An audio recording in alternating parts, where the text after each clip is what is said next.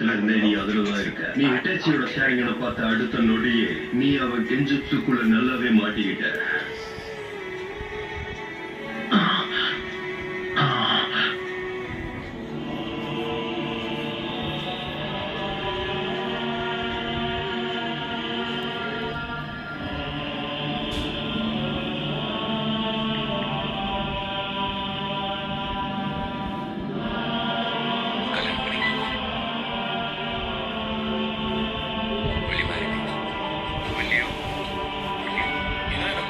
ரொம்ப அற்புதமாக இருக்கு.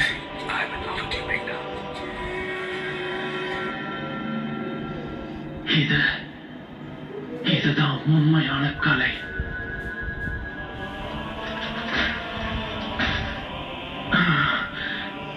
இல்ல, இன்னொருத்தனோட திறமைய பார்த்து நான் எப்படி வியப்பேன்? போய்